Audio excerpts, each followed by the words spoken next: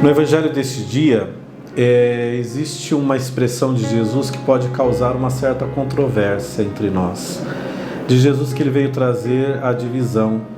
E a gente percebe que aquela realidade em que Jesus estava inserido, depois que ele começa a anunciar e algumas pessoas fazem a experiência dele, de fato se separam dos grupos aos quais eles participavam.